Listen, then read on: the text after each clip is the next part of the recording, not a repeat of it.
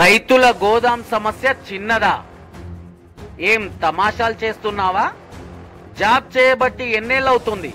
పీకల దాకా సంపాదించినట్లున్నావు. ఎవరితో కొల్లుడయ్యావు? రైతులను ఏం చేయాలనుకున్నావు? అక్కడ గోదాం పెడితే వెసులుబాటు ఉండదు, ఇక్కడ పెడితే నష్టం ఉండదు. నిజం చెప్పు, చైర్మన్ కు అవగాహన లేదని అనుకుంటున్నావు. తప్పు చేశావా లేదా అంటూ ఫరూక్ నగర్ పిఎస్సిఎస్ ఉద్యోగి రఘు బాధ్యతారాహిత్యంపై ఘాటుగా స్పందించారు ఎమ్మెల్యే వీర్లపల్లి శంకర్. రంగారెడ్డి జిల్లా షాద్ నగర్ సింగిల్ విండో పరిధిలోని మార్కెట్ యార్డ్ లో ప్రభుత్వ వరిధాన్యం కొనుగోలు కేంద్రాన్ని ప్రారంభించిన ఆయన ఫరూక్ నగర్ పిఎస్సిఎస్ పరిధిలో క్షేత్రస్థాయిలో చోటు చేసుకుంటున్న పరిణామాలపై ఆరా తీశారు. ఫరూక్ నగర్ సింగిల్ విండోలో గోదాం సమస్య ఉందన్న సమాచారాన్ని కాంగ్రెస్ శ్రేణులకు తెలిపిన సొసైటీ ఉద్యోగి Raghu PSCS chairman Bakkanna Yadav permission తో ముందడుగు వేద్దామనుకున్నాడు. అతడు చేసిన ఆ చిన్న డిలే కాస్త పెద్ద సీన్ క్రియేట్ అయ్యేలా చేసింది. కట్ చేస్తే Farooq Nagar single window place లోకి కొందుర్గు సింగిల్ విండో ఎంటర్ అయిపోయి గతేడాది నష్టాన్ని భర్తీ చేసేలా అతడిని ఒంటరిగా టార్గెట్ అయ్యేలా చేసింది.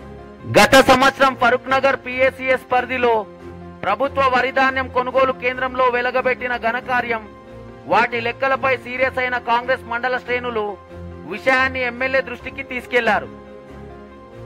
షాద్ నగర్ సింగిల్ విండో ఉద్యోగి రఘు బాధ్యతారాహిత్యంగా వ్యవహరించడంపై సీరియస్ అయిన ఎమ్మెల్యే శంకర్ రైతు గోదాం సమస్యను తన దృష్టికి ఎందుకు తేలేదని, వరిధాన్యం ఉత్పత్తులు పెరుగుతున్న క్రమంలో ఇంత నిర్లక్ష్యం ఎందుకని, ఎన్నేళ్లుగా జాబ్ చేస్తున్నావు, ఎవరితో కొల్లుడయ్యావు, ఎంత ఎనకేసుకున్నావు, రైతులను ఏం చేయాలనుకున్నావు అంటూ స్పాట్ లోనే ఏకి పారేశారు. కాంగ్రెస్ పార్టీ రైతు సంక్షేమానికి పెద్దపీట వేసి అన్ని విధాలుగా వారికి అండగా నిలబడుతున్న క్రమంలో ప్రభుత్వ ఆశయానికి తూట్లు పొడిచేలా వ్యవహరించే ఇలాంటి ఘటనలను సహించనని తేల్చేశారు. ఈ కార్యక్రమంలో market committee vice chairman Babar Ali Khan, Kondurgu Farooqnagar మండలాల అధ్యక్షులు కృష్ణారెడ్డి, శ్రీకాంత్ రెడ్డిలతో పాటు పిఎస్సిఎస్ చైర్మన్లు బక్కన్న యాదవ్, దామోదర్ రెడ్డిలు, మార్కెట్ కమిటీ సభ్యులు, సంబంధిత అధికారులు తదితర నాయకులు, కార్యకర్తలు పాల్గొన్నారు.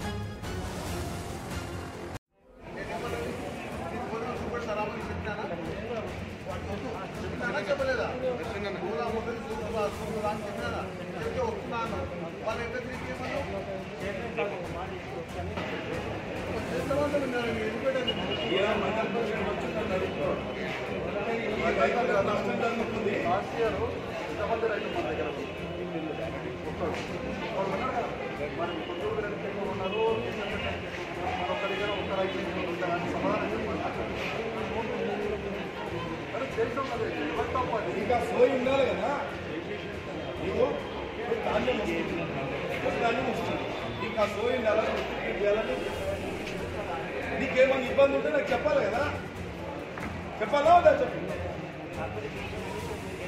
మళ్ళా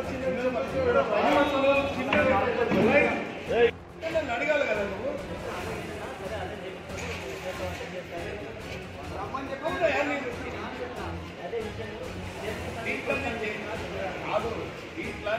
నువ్వు తమాషా పడుతున్నావు. మీకు చెప్పే కదా సార్, రిక్రూట్మెంట్ చేయాలని నీకేమన్నా ఇబ్బంది ఉంటే నాకు చెప్పాలి కదా, చెప్పాలా వద్దా చెప్పు. మళ్ళా చిన్న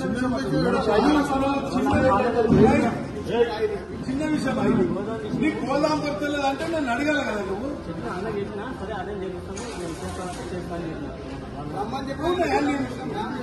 అదే విషయం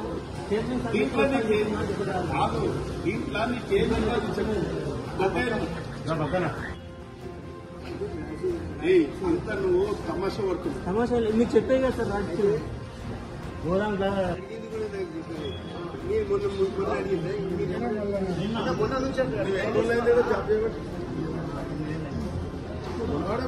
చాలా పీకల దాకా సంపాదించు. అయితే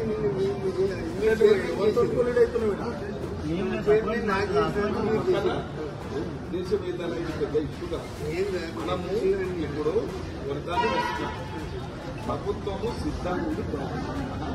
పోయినసారంటే పోయినసారంటే రేట్లు అక్కడికి వాళ్ళు అడ్మిషన్ మనం 500 బోనస్ అంటే 800 వస్తుంది, 2800 వస్తుంది. ప్రైవేట్ అమ్ముకుంటే ఎంత వస్తుంది రఘు చెప్పు రఘు నువ్వు రైతుకి ఏం నష్టం చేయదలుచుకున్నావు? వ్యవసాయ శాఖ చైర్మన్ ఉన్నది ఎందుకు? ఈఎస్ఐ చైర్మన్ ఉన్నది ఎందుకు? నువ్వు స్టాఫ్ ఎందుకు ఉంది? ఏం చెప్తున్నావు? ఆయనతో నువ్వు చర్చించలేవు. సార్ మన ప్రాబ్లం ఇది ఉంది, మీరే మన ఆలోచన చేస్తారా? మీరు ఎమ్మెల్యేతో మన ఆలోచన చేస్తారా అని నిశ్చయం చెప్పలే కదా. సెక్రటరీ చైర్మన్ ఉన్నా కదా. ఇప్పుడు నీకైతే చైర్మన్ ఉన్నాడో ఈ కమిటీ కూడా కమిటీ ఉంది కదా. నీకు అక్కడ గోదాం పెడితే వెసులుబాటు ఉన్నది, ఇక్కడ గోదాం పెడితే నష్టం ఉన్నది. లేదు నీకు చైర్మన్ ఇన్నోసెంట్ కాబట్టి దాంట్లో అవగాహన లేదు కాబట్టి అని నువ్వు అనుకుంటున్నావు. ప్రతిసారి నిన్నే ఓపెన్ చేసాను సార్. నేను ప్రతిసారి మొన్ననే అక్కడ ఓపెన్ చేసాను. ప్రతిసారి నిన్నే ఓపెన్ చేసాను. నీ తప్పిదం ఉందా లేదా? ఈసారి గోదాం నీ తప్పిదం ఉందా లేదా? ఇలా తప్పు ఒప్పుకుంటా చెప్పిన కదా. నాకు తప్పు ఒప్పుకుంటావో ఒప్పుకోవా? తప్పిదం అంటే సార్ చైర్మన్ సార్ ఎప్పుడు వస్తానని చెప్పి నన్ను నమ్మకం. మళ్ళీ నేను చైర్మన్ కంట్రోల్ ఉండొద్దు, ఎమ్మెల్యే కంట్రోల్ రా అని చెప్తున్నా.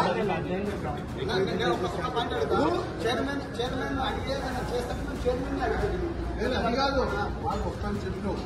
గోదాం కావాలంటే మేము గోదాం ప్రభుత్వం కావాలని చెప్పినాము. చెప్పిరా?